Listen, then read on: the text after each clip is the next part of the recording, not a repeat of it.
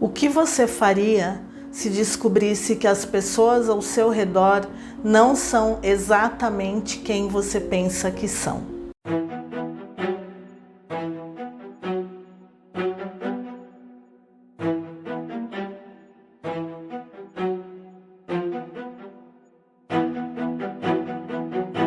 Oi pessoal, tudo bem?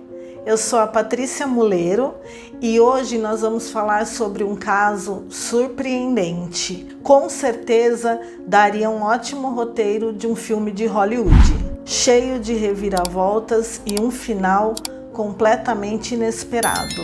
Bom, o começo dessa história se dá no ano de 2012. O David Krupa, ele estava com 35 anos e ele havia acabado de se divorciar. Ele ficou casado 12 anos e tinha 2 filhos. Porém, com o tempo, o relacionamento começou a esfriar e eles resolveram se separar. Então, o David decide começar uma nova vida em Nebraska, onde arrumou emprego em uma oficina mecânica e logo ele passou a ser gerente dessa oficina.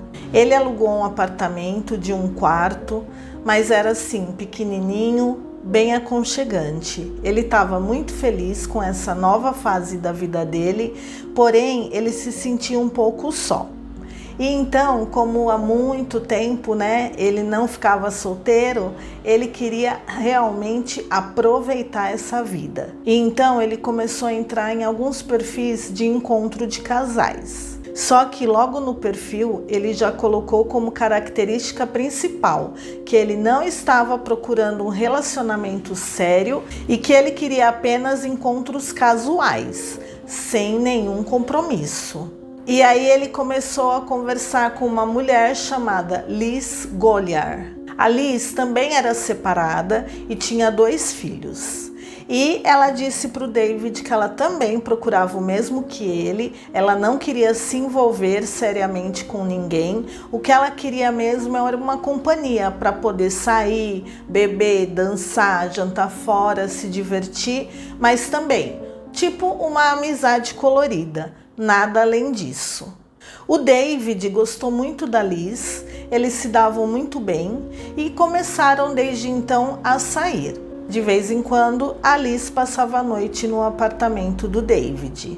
Só que ele sempre deixou bem claro que tanto ele como ela tinham liberdade total para também sair com outras pessoas, que não era nada exclusivo ali entre eles. E ela aceitou e falou que estava tudo bem. Uns 2 meses após o David e a Liz estar saindo, ele estava lá na sua oficina trabalhando e então chega um carro escuro e de dentro dele saiu uma mulher que o David, logo que botou o olho, achou ela muito bonita. Era Carrie Carver. A Carrie também era separada e tinha um filho adolescente. Ela trabalhava como programadora de computadores, numa empresa que, aliás, ficava a uns 10 minutos de distância da oficina em que o David trabalhava. Segundo ele, quando ela saiu do carro, ele ficou encantado com sua beleza. Ela tinha pele clara, cabelos castanhos claros e lindos olhos verdes. Ela era muito simpática, muito comunicativa e o David imediatamente ficou interessado nela. Porém, ele estava num ambiente de trabalho. Ela era uma cliente dele.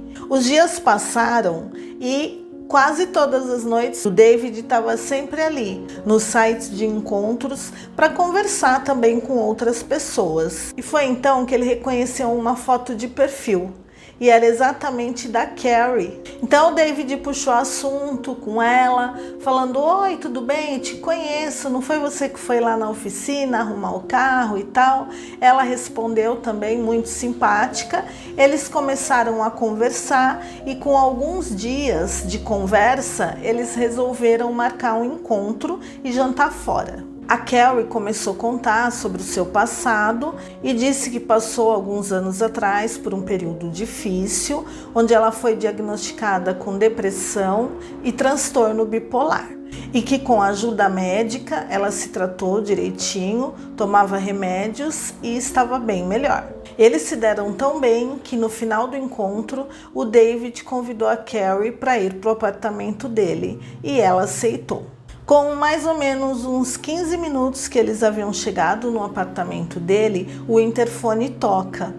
Então era Liz que estava lá embaixo. E o David então falou que estava com alguém e que não poderia recebê-la nesse momento. Ela então disse que não queria atrapalhar e que ela apenas precisava subir para pegar alguns objetos que ela havia deixado lá e que ela estava precisando urgente.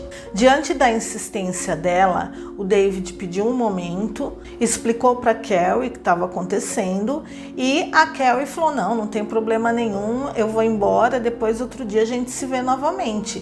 Tranquilo, por mim tudo bem. Então ela desceu com o David pelas escadas, a Carrie passou pela Liz, que estava em pé perto da porta do prédio, entrou no carro e foi embora. Ou seja, coisa de segundos. Então a Liz subiu no apartamento, pegou o que ela precisava pegar e foi embora sem problema nenhum.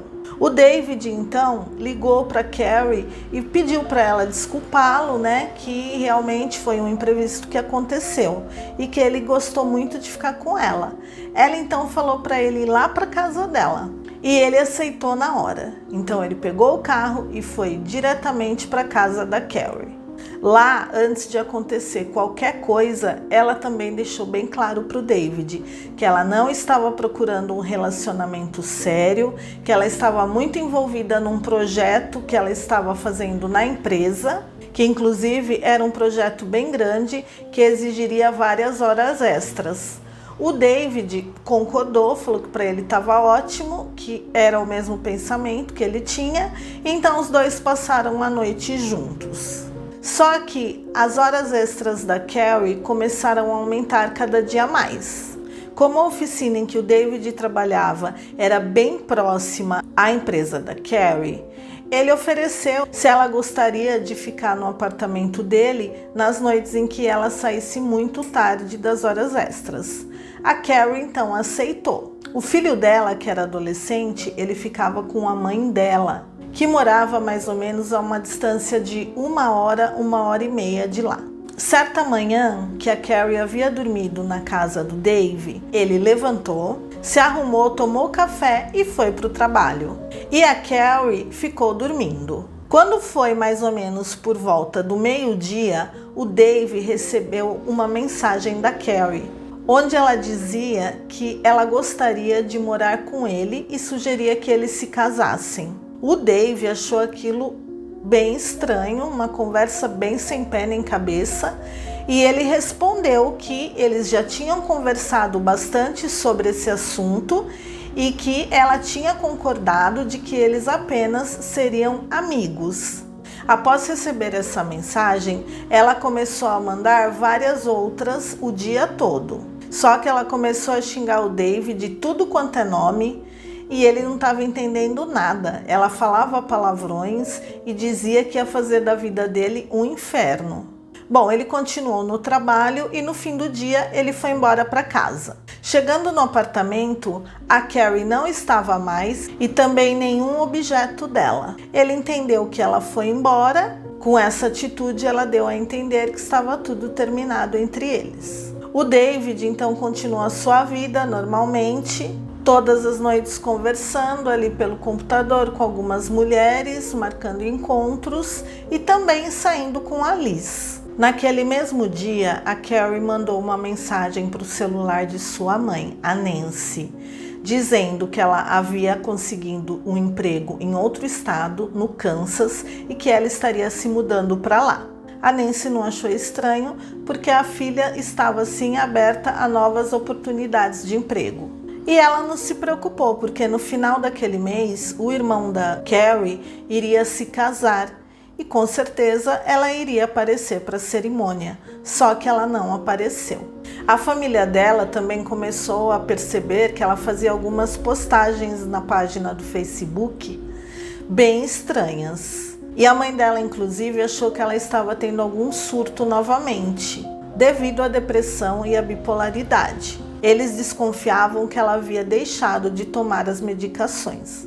Então ela passou a se comunicar com a família esporadicamente e por vários celulares. Ela vivia trocando de número, sabe? Aqueles celulares descartáveis. Então cada hora era um número diferente. A partir daí, o David começou a receber muitas mensagens da Carrie. A mesma coisa, cada hora de um número, em que ela xingava, ameaçava, falando que estava observando ele, sabia tudo o que ele tinha feito durante o dia todo. Ela chegou até a mandar mensagens para ele dizendo a cor da roupa que ele estava. Começou inclusive a mandar mensagens ameaçadoras para Liz, onde ela dizia que a Liz era culpada por tudo e que ela acabaria com a vida da Liz a qualquer momento. Nesse meio tempo, as coisas começaram a piorar.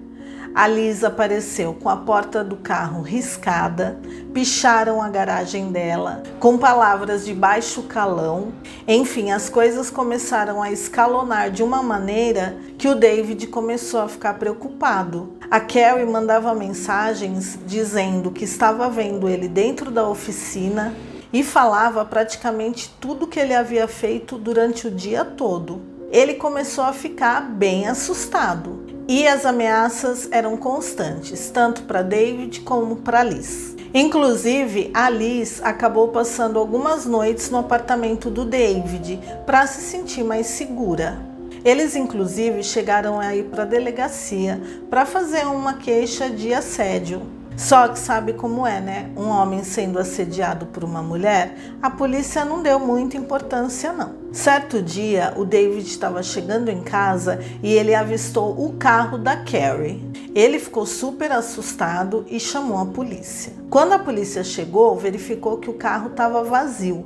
Então, eles apreenderam o carro e levaram para averiguações. Eles olharam o carro por dentro, viram que ele estava limpo, completamente organizado, não tinha nenhuma marca de impressão digital, apenas encontraram uma caixinha de chicletes e nessa caixinha tinha uma impressão digital, mas eles não conseguiram identificar de quem era. O tempo foi passando, os meses, os anos. O irmão da Carrie se casou, ela não compareceu à cerimônia, o pai dela faleceu de câncer, ela não compareceu, apenas mandou uma mensagem dando as condolências. A mãe dela começou a achar aquilo bem estranho, porque um surto não iria durar tanto tempo. Mas ela até chegou a ir à delegacia conversar com os policiais, só que eles falaram que ela, por ser uma mulher adulta, independente e que mandava mensagens dizendo que não queria ser encontrada,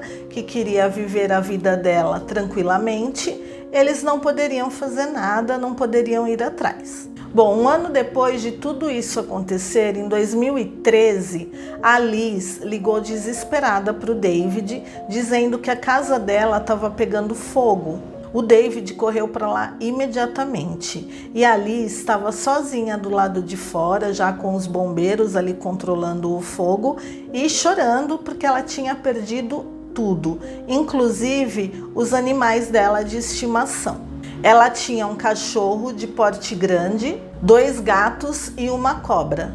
Todos haviam morrido no incêndio. Felizmente, os filhos dela não estavam na casa. A Liz acabou se mudando para outra casa, só que ela não deu o endereço para o David, porque ela falou: eu não quero mais confusão para o meu lado. Mas mesmo assim, eles ainda continuaram se falando e se encontrando algumas vezes. Só que as coisas continuaram a piorar. Quem começou a receber mensagens ameaçadoras também foi a ex-mulher do David, a Amy. E ela começou a fazer ameaças contra a vida da Amy e dos filhos dela.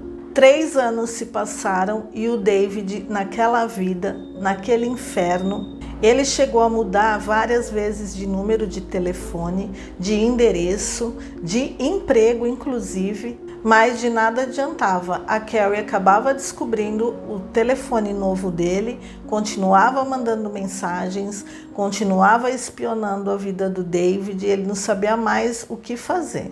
Isso foi se arrastando até o ano de 2015. Foi quando dois detetives, Ryan Aves e Jim Dory, resolveram entrar no caso. Como eles eram meio assim, digamos que novatos, eles queriam mostrar serviço.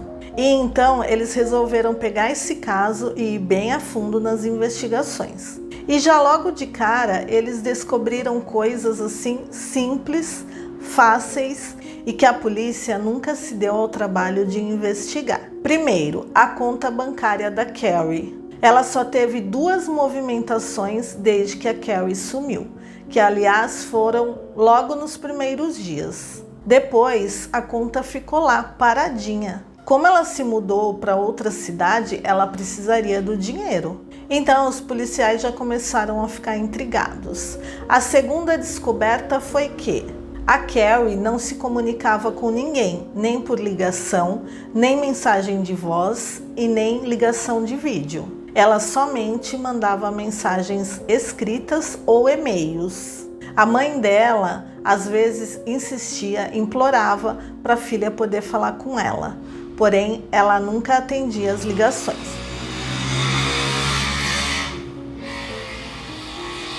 Também não foi registrada nenhuma atividade dela no Kansas, que é para onde ela havia se mudado. Nem para pegar o carro de volta ela apareceu. Ou seja, os detetives não tinham nenhuma evidência que ela estaria morta, mas também não tinham nenhuma evidência que ela estaria viva. Foi então que eles chamaram para a equipe o Anthony Cava, que era especializado em resolver crimes digitais. O David não entendia como uma mulher que ele conheceu e se relacionou há apenas 2 semanas poderia fazer um estrago tão grande na vida dele e das pessoas ao seu redor ainda 3 anos depois. A Liz também dizia não entender o porquê de tanta perseguição e tanta ameaça, sendo que elas só se cruzaram por segundos ali na saída do prédio do David. No dia 5 de dezembro, a Liz liga desesperada para a emergência, dizendo que ela havia sido baleada. Segundo a chamada, ela estava caminhando num parque quando alguém chegou por trás e disparou contra uma das pernas dela.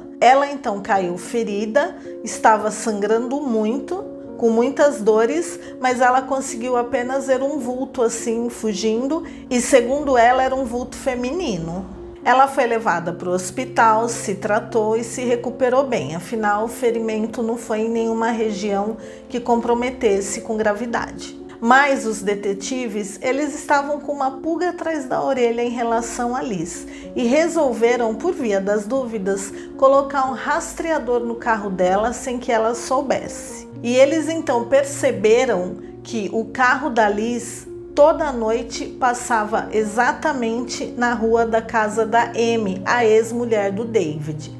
A polícia então entrou em contato com o David e pediu que ele se mudasse para a casa da ex-esposa e ficasse lá para proteger a mulher e os filhos. Então a polícia já começou a olhar com outros olhos para Liz. Eles então a chamam para um novo depoimento e a Liz confirma que, na verdade, ela está desconfiada que não é a Carrie e que quem está por trás de todas essas mensagens seria a Amy e que, inclusive, a pessoa que a baleou poderia ter sido, sim, a Amy e não a Carrie. Desconfiados, os detetives pediram para fazer uma nova averiguação no carro da Carrie. Só que dessa vez, uma averiguação mais profunda, ou seja, cortaram o banco, olharam as espumas, passaram luminol no carro, ou seja, coisas que os policiais na primeira vez que apreenderam o carro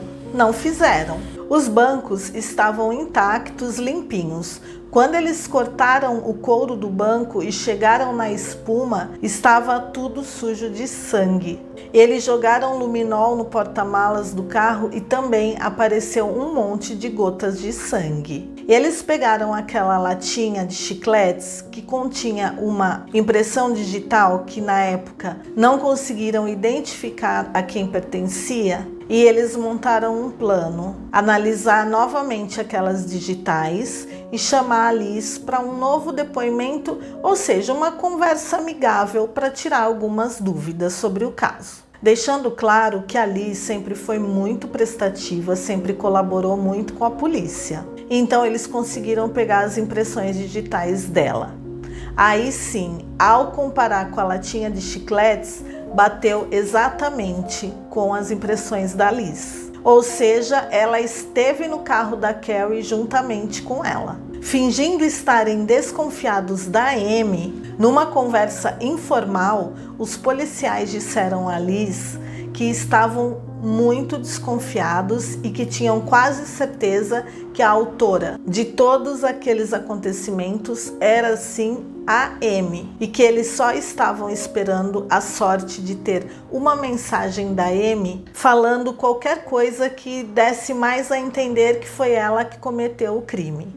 E então não se passaram 3 dias e a Liz enviou para ela mesma um e-mail onde ela se fazia passar pela Amy, ameaçando a Liz e dizendo que faria com ela tudo o que fez com a Carrie. E contando que ela foi até o apartamento do David, encontrou a Carrie lá, elas discutiram, ela acabou tirando a vida da Carrie com golpes de faca, arrastou ela até o carro, levou o corpo até um lugar mais deserto e colocou fogo. Ou seja, ali ela estava descrevendo tudo exatamente que ela mesma havia feito. E aí, após supostamente receber esse e-mail da Amy, a Liz correu na delegacia e mostrou para os policiais. Ela foi toda feliz, Tipo, olha aqui a prova que faltava para vocês prenderem a Amy. Só que os policiais já haviam feito muito mais descobertas. Eles inclusive falaram com o David e perguntaram se ele não tinha mais nenhum aparelho eletrônico na casa dele. Porque lá atrás, na época em que eles deram queixa das ameaças da Carrie, a polícia até chegou a pegar os celulares da Liz e do David. Olharam as mensagens ameaçadoras e devolveram. Porém, eles só olharam ali as mensagens e não fizeram nenhuma pesquisa profunda, se certificando que alguma coisa foi apagada ou nada desse tipo. Foi aí que os policiais chamaram o David e perguntaram se ele não tinha mais nenhum aparelho eletrônico na casa dele que pudesse ser investigado. O David respondeu que não.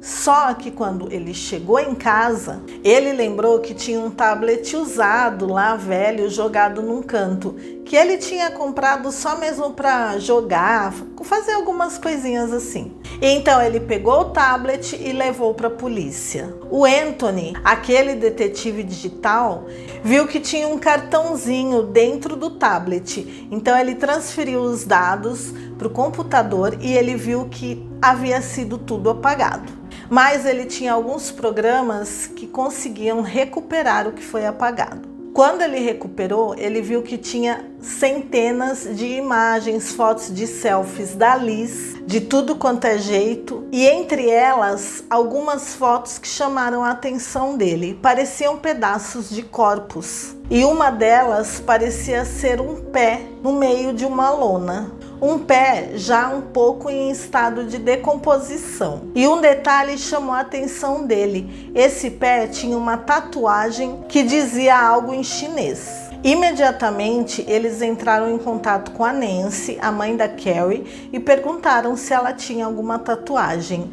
A Nancy disse que sim, que ela tinha escrito em chinês no pé a palavra mãe. A essa altura não tinha mais como negar. Então, no dia 22 de dezembro, Alice Goliar foi presa, acusada formalmente por homicídio de primeiro grau. Durante o julgamento, ela ainda ficou negando, dizendo que era inocente, que não tinha culpa de nada, mas as provas estavam ali. E eram provas bem robustas, não tinha como negar. Ao final do julgamento, Alice pegou a pena de prisão perpétua, sem direito a condicional.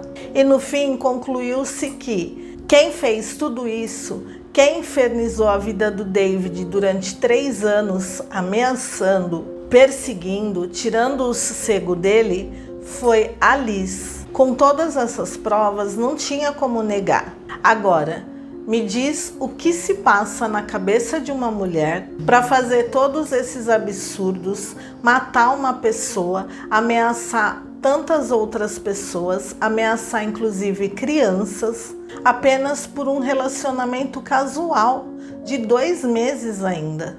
Ela foi avaliada por um psiquiatra e ele disse que ela tinha uma personalidade narcisista e que talvez todos os crimes que ela cometeu nem foi por ter algum sentimento mais forte pelo David, que afinal ela também nem conhecia ele tão bem assim. Talvez o real motivo de tudo isso foi o sentimento de perda, ou de ser rejeitada, ou de ser trocada por alguém, ou imaginado que o David iria deixá-la para ficar com a Carrie. Uma mulher que chegou a pôr fogo na própria casa e matar os próprios animaizinhos de estimação apenas para pôr a culpa em outra pessoa, que inclusive já estava morta e por ela. Realmente é uma mente muito doentia.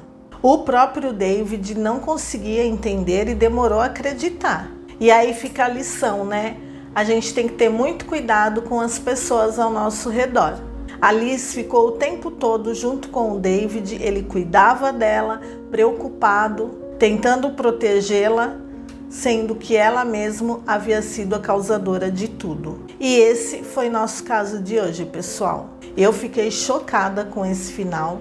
Eu realmente não esperava uma reviravolta dessas. E você aí? Me diz, o que você achou desse caso? Você matou a charada logo no começo ou ficou igual eu, surpresa no final? Eu quero mais uma vez agradecer a todo mundo que ficou comigo até agora nesse vídeo. E, gente, eu quero pedir 1000 perdões. Eu moro numa avenida movimentadíssima, em frente à estação de trem. Eu sentar para gravar, começa a passar ônibus, moto, cachorro, carro com música alta, enfim, vira maior barulheira. Então eu acho que eu mereço um like por esse sacrifício, hein? E vamos fazer uma campanha para aumentar meu número de seguidores. Meu canal é novo, dá uma forcinha aí para mim, por favor. Muito obrigada pela presença de todos vocês até aqui. Tenham um bom fim de semana, um beijo e tchau, tchau!